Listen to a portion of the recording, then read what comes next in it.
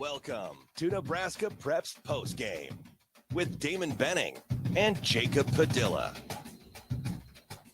That's the big voice guy. That means we're back for another week of Nebraska Preps Postgame, and I'm with my man, Jacob Padilla, the best in the business. Jacob, well, we kind of had holidays, but in the real holidays, how was the mini break? It was good. Stayed home for a few days. The battery in my car died, so I couldn't really go anywhere for a stretch, but timed it well. So we're it was excited to be back this week in gyms and spent the last few days at WS and saw some good basketball. So I heard from athletic directors that the moratorium over Christmas break is like the best time of the year. Did you take advantage of the moratorium at all? Like I said, I couldn't really go anywhere for a few days. Got to see family on Christmas. So it was good. Just got to relax a little bit. Before we get into the real nuts and bolts, with the tournament being postponed and the moratorium, if I make you the czar of Metro Holiday tournaments, what does the schedule look like for you in terms of break and practice time? Yeah, there was a ton of consternation. But this may be the year where they'll revisit it now. I think they handled it really well. Like I think they pulled off the tournament well. Obviously, 4 days and 4 games in 5 days. That's a bit much for the teams going to the championship. It was fortunate for Bellevue West that Abraham Lincoln offered to move their game back to Thursday, so they didn't have to make it 5 and 6. But yeah, I think it went pretty well. I personally, obviously it would have been better for the teams and everything to get that first game in before the break, have the moratorium come back and be recharged or whatever. But for me personally, this worked out well because I got instead of home sites in the first round, got to see a bunch of the first round games at Bellevue West and then all the quarterfinals. And just for me, I got to see more of the games. So it worked out well for me. But I'm not the one out there running around and putting in all that effort. And the no practice thing, I'm sure coaches did not feel great going into those first games because of the moratorium, but this was really the only way they could pull this off this year because of the weather. I was with Tom Kirkman, who's Westside's AD, on the way down to Kansas City and back, which was the day before they made the cancellations of what was going to be the original start of the holiday tournaments due to what they thought was pending weather. And there is so much that goes into the organization and planning that, there's all sorts of unintended consequences if you don't strategically plan. So I kind of feel for those ADs in terms of trying to pull it off. And I know there were a lot of grumble bugs about the host site and this, that, and the other. And I don't know. I think given what they had to work with, I just don't know what the other alternatives would have been. That's exactly right. You have to have a gym location where a big gym capable of handling it. They don't have other things getting in the way. I think Bellevue West, John Morrow, those guys did a great job hosting the tournament. Morrow's fantastic. And Mike Sauter wrote about that and kind of his recap of kind of the whole thing, just like how pulled it off without a hitch. Obviously, if you're not a Bellevue West fan, you probably feel some type of way about the home site, but it'll probably be somebody else hosting next year. And those monies go back to the Metro. Yeah. So I don't want people to be bent out of shape that Bellevue West, kept the gate, because that's not how it happens. Now they did get the concessions, but with the money going back to the Metro, they had to rebuild that kitty after the last couple of years playing offsite. And that's obviously it would be ideal to play it in an arena setting like we had the last several years, but it just wasn't physically or fiscally feasible possible at this point because of the amount of money that it cost them last year to use Baxter. Yeah. They just weren't going to be able to. So yes, it would be better. I personally like the arena setting, just post up all day, watch all the games, get to see a bunch of the consolation games and everything, like all that. But with what they had to work with, I think they did a good job. And the basketball turned out to be pretty darn good too. You want to go Metro or HAC? Let's just knock out the Metro, then go to HAC, and then maybe touch on a few other results. A lot to discuss here, obviously, boys and girls.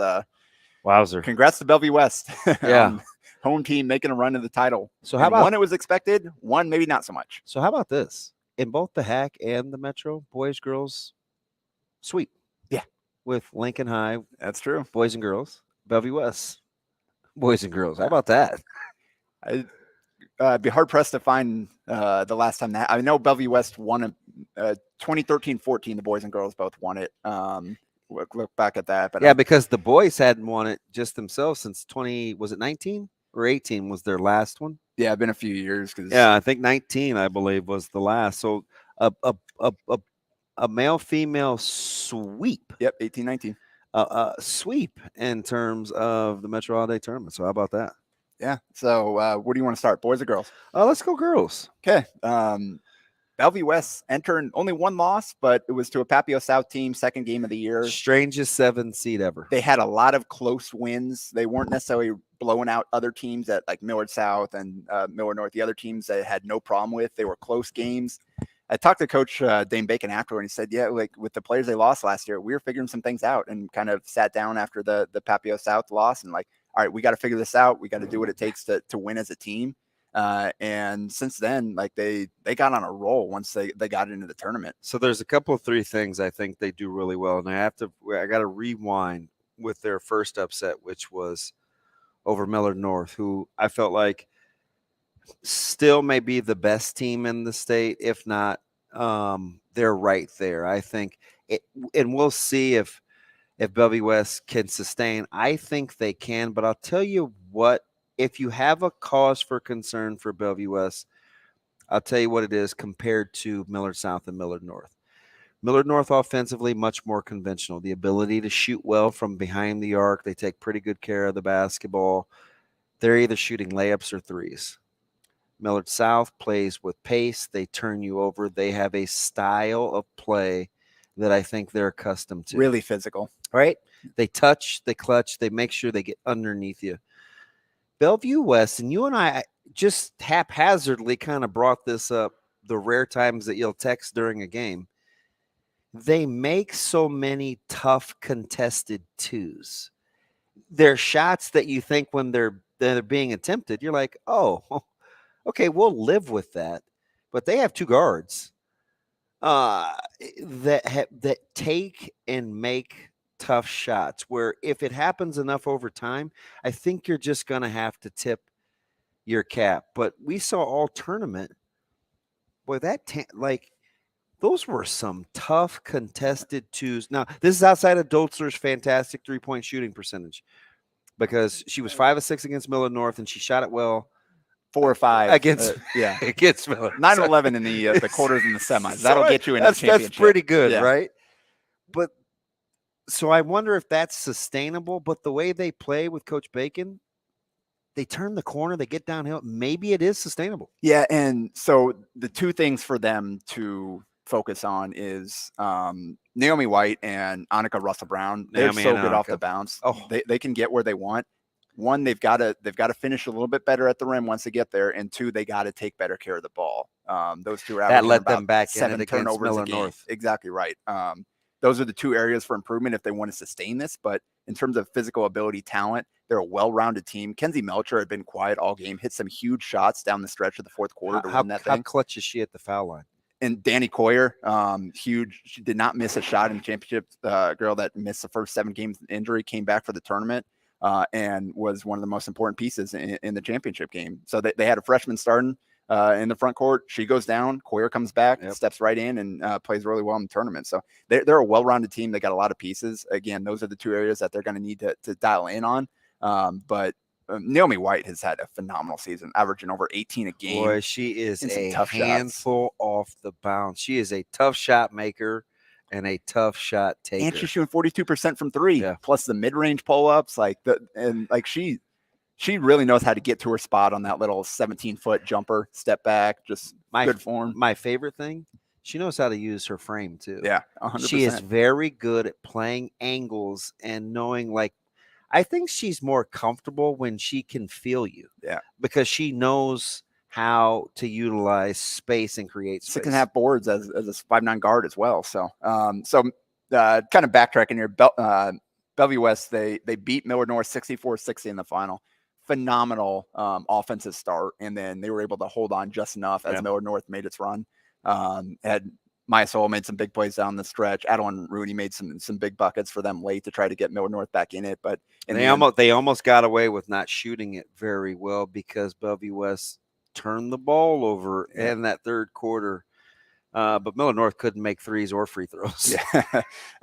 And then Bellevue West ran into Omaha Central in the quarterfinal or the semifinals, and 67-56. Again, 9 of 20 from three in the first 3 quarters. And then in the fourth quarter, they didn't even attempt three. It was all free throws, layups, ball control, trying to hold on to that lead. And they did it well enough to come out the 12 of 16 from the free throw line in the fourth. And again, Zyl Dotzler, 9 of 11 from three in those 2 games combined, just complete. Like, Naomi White's kind of done what she's been doing. Like, that was the difference of Bellevue West getting off to this run, was Dotzler stepping up. She'd averaged about 6 and change points going into the tournament, shooting okay, but not anything like that. And she was just absolute money from that corner. And they kept getting her good looks. So you're darn if you do, darn if you don't. You couldn't stop dribble drive penetration, so you collapse defensively. Dotzler sits in the corner, and you don't stay attached. And boy, did she make teams pay. I was counting. Well, I was 20 feet from you.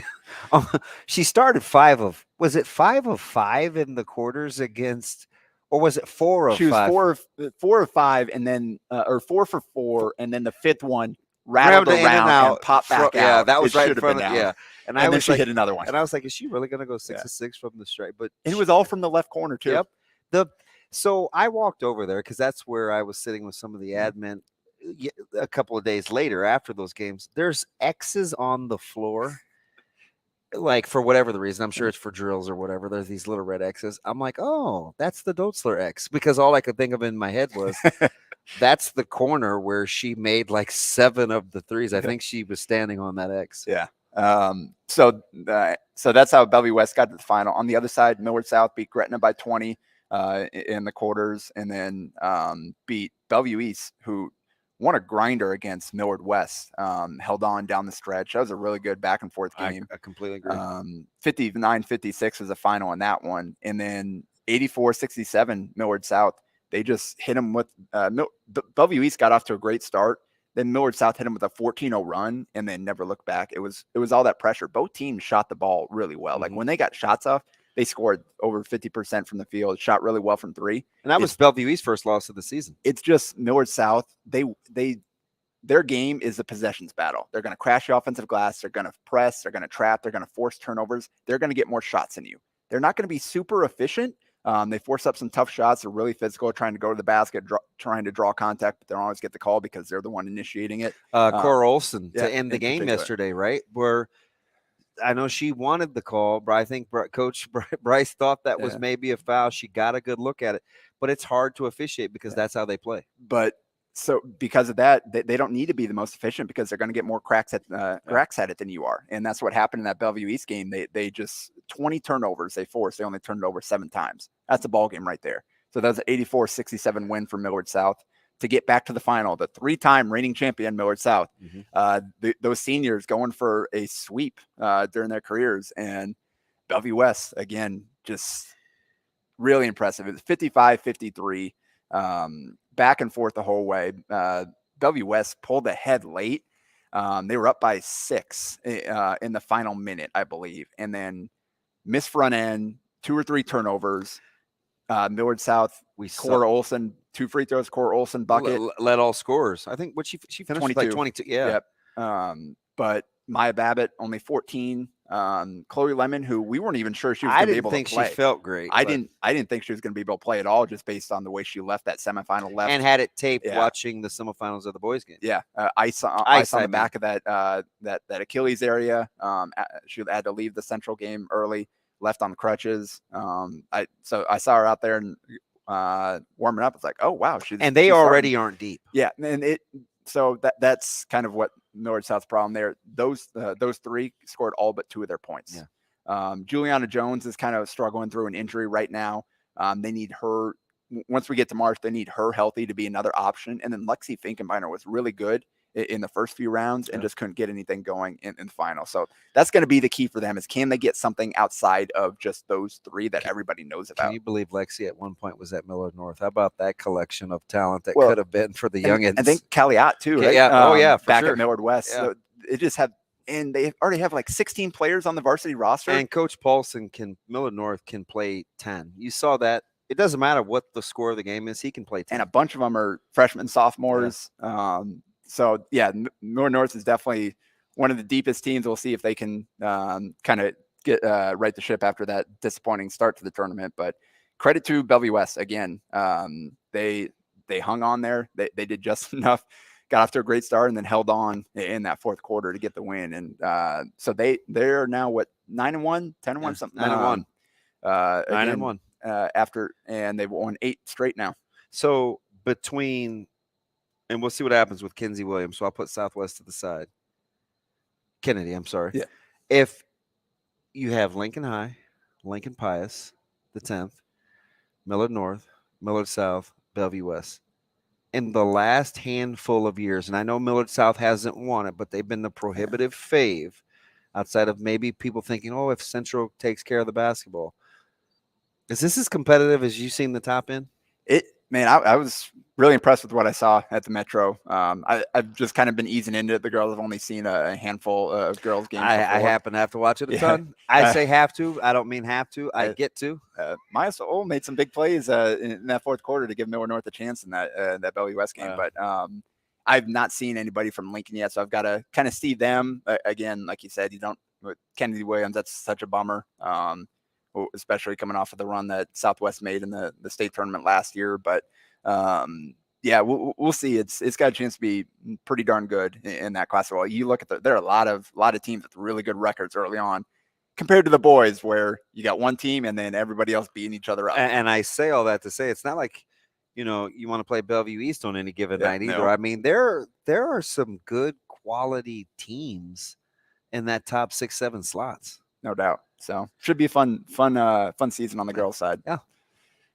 Flipping over to the boys now. Again, another Bellevue West title on this one, but they entered the tournament as a prohibitive favorite, and they have now won 10 games, all 10 of their games by 22 or more points. That's pretty dominant. That's pretty dominant. They opened with they destroyed Bellevue East in the first game. They beat Elkhorn South, almost put 100 on them. They beat. How about the crowd cheering that on?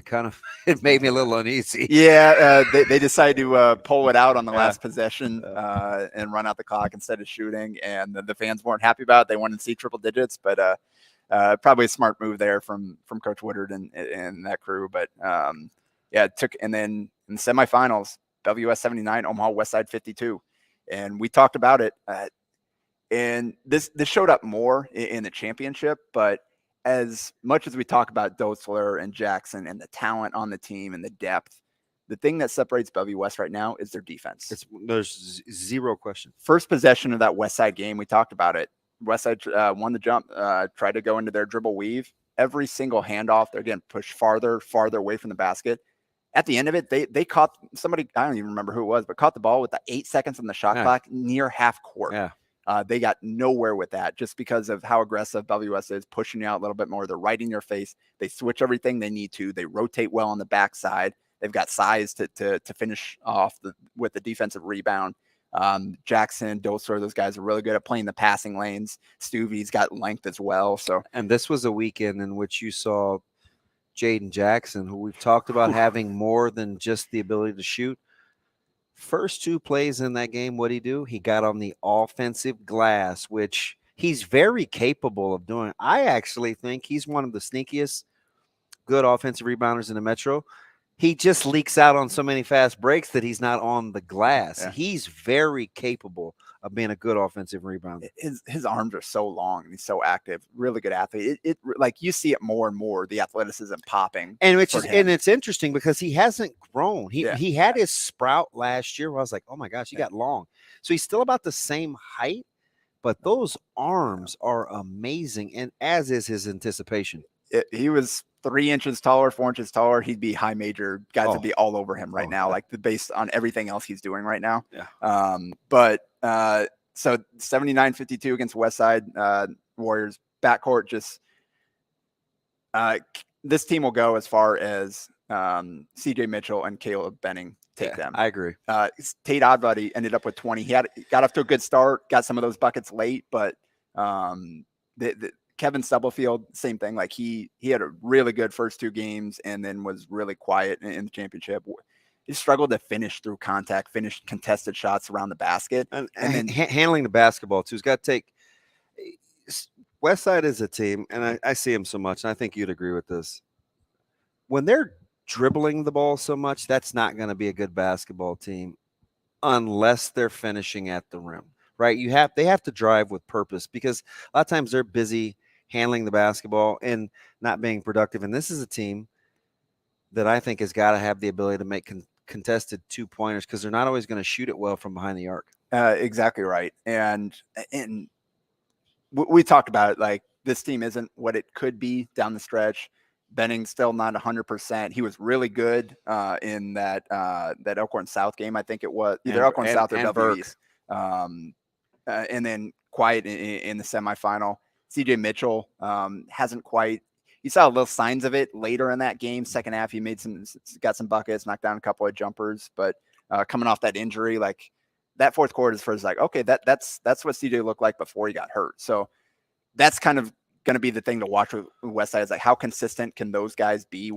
When can they get back to, all right, every game out, we're going to be. I mean, you have to be able to pencil them in between 13 and 16 and taking care of the ball. Exactly right. And it didn't happen that game. So that's you're going to have to play your A game against Bellevue West to beat them. And Westside certainly did not do that. So Bellevue West advanced to the final. On the other side, Creighton Prep, kind of like Bellevue West coming in here, they were 3-3 coming into the tournament. They picked up 3 wins in the tournament. In a weird way, and I was going back and forth with Fo Woodard, let's just say. I picked Prep to beat Gretna, but I did not think Prep would look as good as they did in the first half against Bellevue West. But now Prep has my attention, because I still think they're starting to figure some things out in their backcourt. Yeah. So, you talked about Gretna. I was at that first game when it was at Prep. Back and forth down the stretch. Gretna pulled out a close one. This time Prep got them back. 62-61 was the final. Just hectic. Those finish two to that teams thing. in the last 3 years have had some fantastic basketball games. No doubt. And Prep, they got the bucket to go ahead and then survived the last 20 seconds, I think is how you'd put it. That forced a miss, got the rebound, had it taken away, got it back. Ball tipped out of bounds. How many times did you check the clock? You just kept checking to see, that was only 3 seconds that went off? Oh, that was only 4 seconds that went off? That's a long 25 seconds. Turned it over, then turned it over right back. Like, it's just a crazy finish to that game. And then finally, you get the ball inbounded to Alex Wilcoxon, fakes a handoff, drives baseline, and then Trinell Parker, we mentioned him kind of coming on. He's emerged as a backup big for them. Gets back in the play, blocks it. Might have been a foul. Depends on which side you're looking at. But there's a lot of folks in green that had the moans and groans. At the very least, he challenged it enough to where it was a call the officials had to make. He didn't just foul him. He didn't give up on the play. Mm-hmm. He went and challenged it high. So put it on the officials to make a call, and they didn't. So Prep escaped there. Dylan Clausen, really good. PJ Newble, we'll talk about him in the semifinal, but had a really strong tournament. Joey Rischel was hitting some big shots, so they won that one. Miller North on the other side took down Bryan, who upset Omaha Central in the first round. And Miller North won that 59-47. Bryan just didn't play well enough offensively. Too many turnovers, too many misses. And Miller North kind of took care of business. Derek Rollins really good again. And then in the semis, Creighton Prep 69, Miller North 66. Yeah. Again, Prep surviving at the buzzer where they go up. So Prep got off to a great lead. They led the entire game until the minute 49 mark. Derek Rollins gave Miller North the lead in the post, their only lead of the game. Immediately, PJ Newble, who was 9 for 9 at this point, had not missed a shot, drove, They tried to step up to take a charge. He avoided it, finished off the glass to give Prep the lead. They go down. They try to go back to Rollins, and Dylan Clausen takes the charge with Rollins giving him the bump there. Again, another call that I'm sure that Miller North fans weren't happy about, but I mean, it's a heck of a gamble for Clausen in that moment to try to go for that. And he took it, and they gave him the call, went back down. Clausen drove baseline, put him up 3. And so Miller North gets possession last, turn the ball over. Didn't love it. 9.8 to go, turn the ball over. Prep can't get inbounded, throws it long, misses, gives it right back to Miller North on Where the it sideline. started, yeah, 9.8 to go. Where there was inbounds from. Got it in, and they just could not get a good look off. Rollins ended up falling away over Clausen, 6'6" or so, long arms. That's where they missed the good dribble drive. Yeah. Didn't come anywhere close, so the Prep held on to win that 69-66. Let me ask you something, because we talked about him as a guy potentially the last quarter of last season when Prep makes their late season run. We're like, New Bill's really starting to come into his own and attacking the glass. They weren't running set pieces for him, but he was making the most of it. Had a good last couple 4 or 5 games for Prep. Did you see this coming from him? Not 10 for 10 for 21 points. He did miss a free throw, so not 100% for the game. But I did not see that. He's a quick stick up and off the ground. He's like a pogo stick. He's crafty around the rim. He can contort his body. He's a good finisher. I wonder how, is it sustainable in scouting reports with how he plays? Yeah, and we saw that in the final. I think WS did a much better job defending him. I thought Miller North is talented. They've got a lot between decision-making on both ends of the floor. I don't know how many times, like Joey Reichel had 17, 15 in the first quarter. Carson Jones hit a couple of big threes. Yeah, just the lulls of.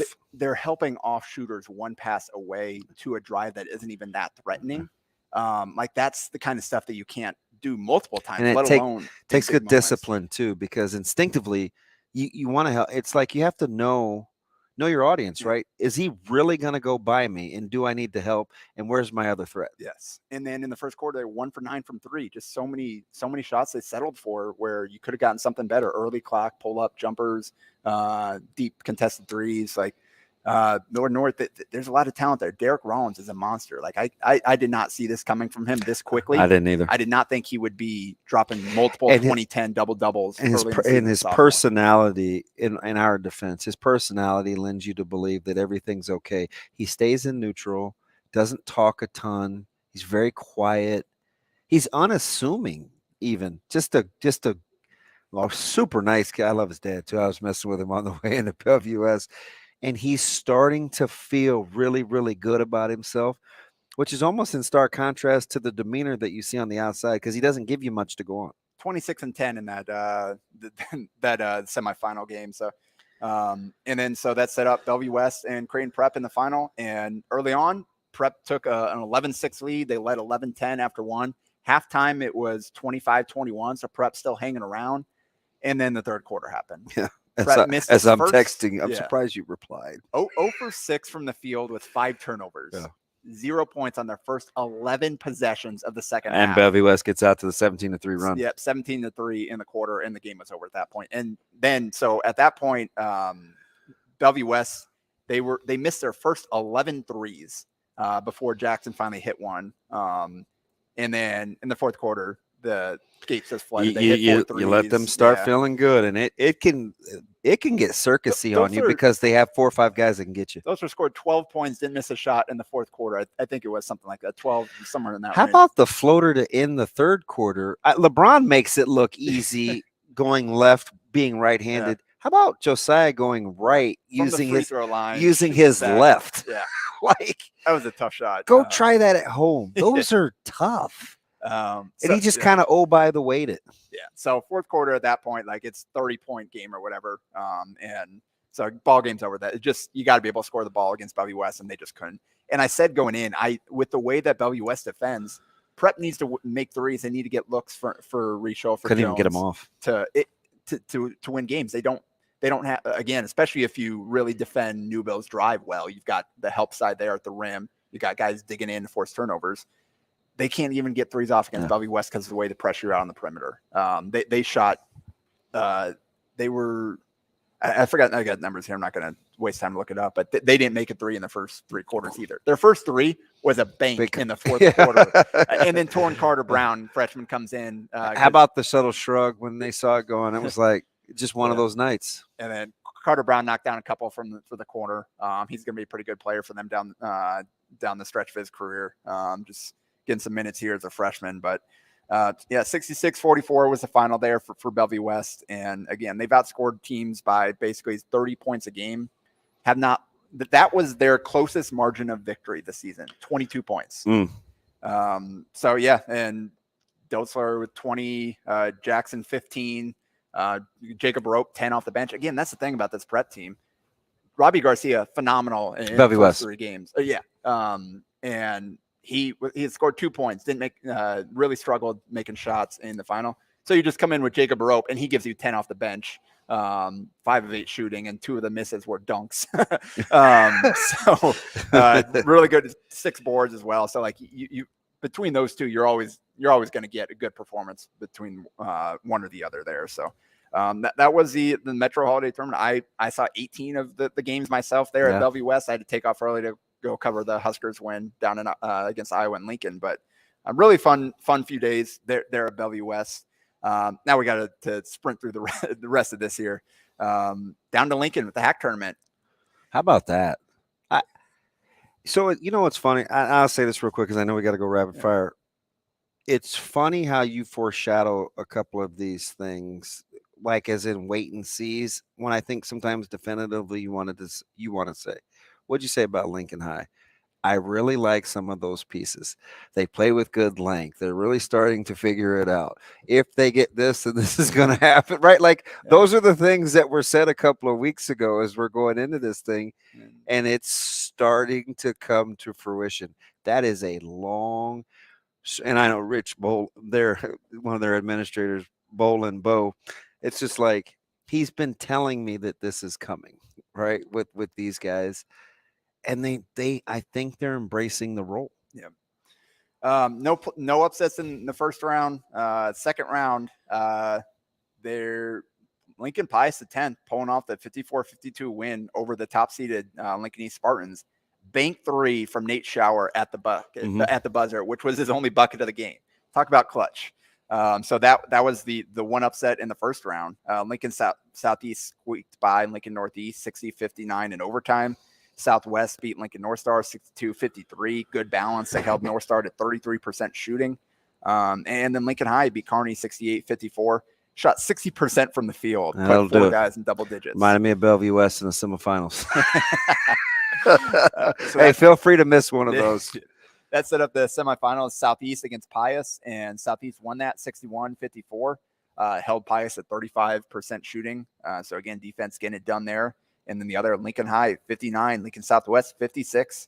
You had Vince Garrett Jr., 18 points, 8 rebounds, 3 assists. Bryson Faines, 13 points off the bench. Colin Nix scored 13.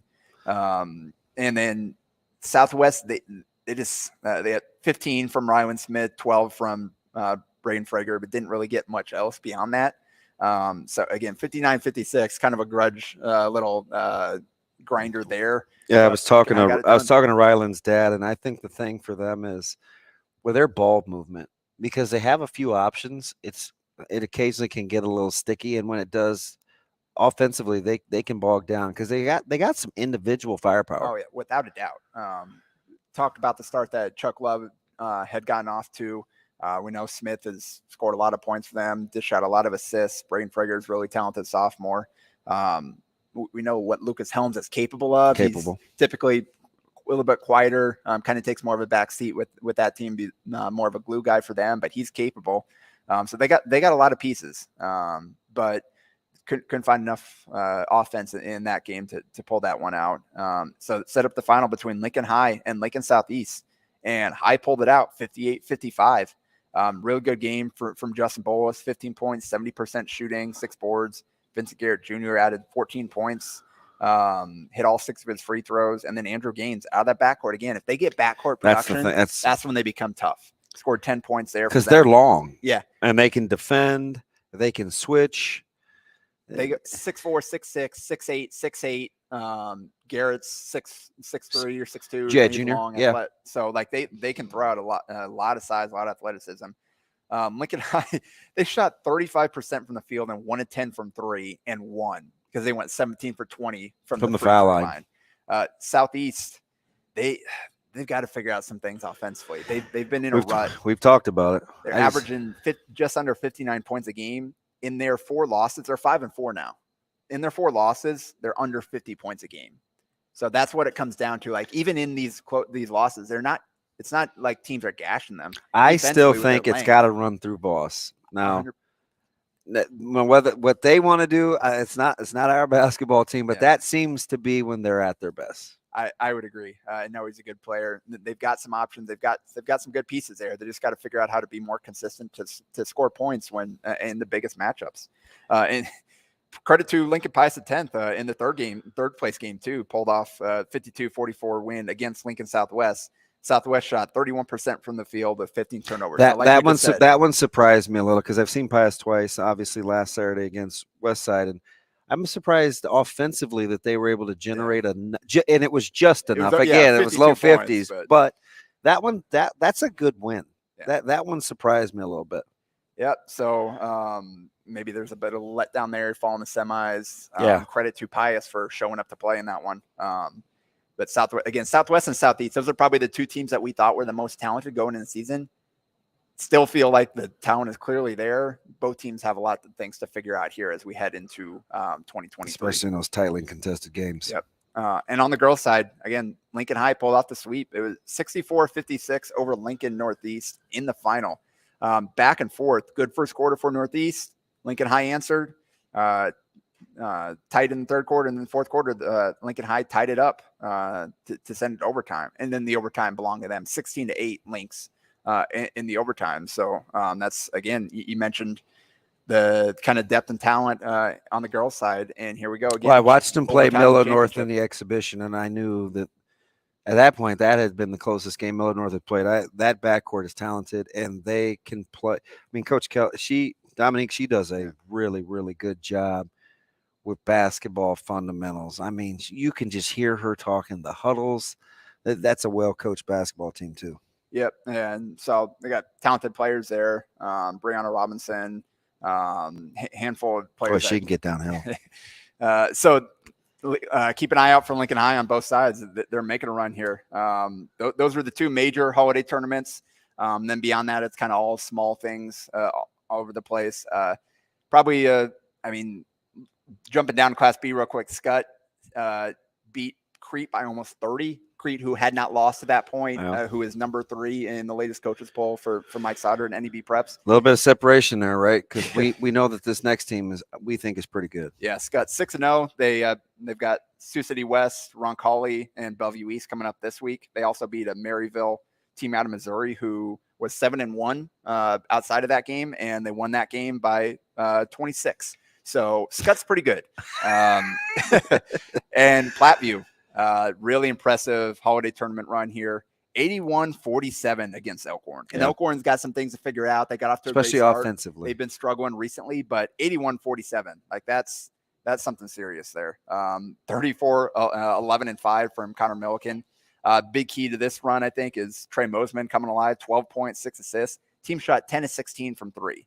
Follow that up with a 69-53 win against Beatrice, who they were in a close one with them. Yeah, that was a slugger, right? Yeah. It was kind of bogged down. That's when Connor Milliken cracked 2,000 points in that game, but 69-53, nothing really to worry about in this one. Mosman, 24 points, 5 of 6 from 3. Milliken at 26 and 5, 11 of 18 from 3. Yeah, they're going to get them up. If anything less than 16 threes a game for them, they don't feel good. and then they beat Plattsmouth as well, 78-42. Ezra Stewart scored 24 points. Milliken 19, 10 and 5, and Mosman 13 and 5. So if Mosman's shooting the ball well to go with what Milliken's going to give you, and then they get something from a Stewart. Yeah, because you got to figure. Yeah. I was just getting ready to say, you got to figure Draper's going to chip in as well at some point. Yeah, so they did all really impressive their week without Draper even being a huge part of it. So 7-0 Platteview. It's looking like those are far and away the two best teams in B, because again, 3 is Crete there at 8-1 now. They destroyed Grand Iowa Northwest, and they host Scottsbluff on Saturday. That'll be an interesting one, because Scottsbluff they lost to Bennington 65-61. Bennington appears to be figuring out the whole basketball football transition. 5 in a row after that 0-2 start to the season. Yeah, Trey Bird, Gunnar Lynn, those guys are Isaac Connor, well. yeah.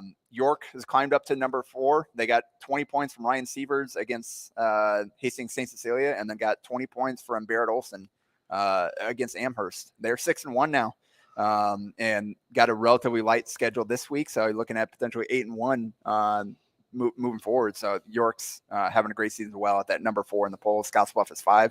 They make a trip east here. They beat Lexington, then lost to Bennington last week. They go to Waverly Friday and then Crete Saturday. So that's a big one there for Scottsbluff there. Big week, 2 tough games. And Bennington, they've got Ralston Friday. They've got Platteview or Ralston Tuesday. Good. It's a good week. Platteview Friday, and then Blair on Saturday after beating Hastings and Scottsbluff last week.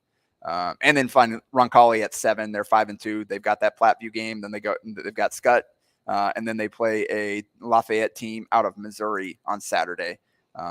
And they lost to Fremont Bergen last week, and then bounced back to beat Platt Smith. So that's where we're looking there.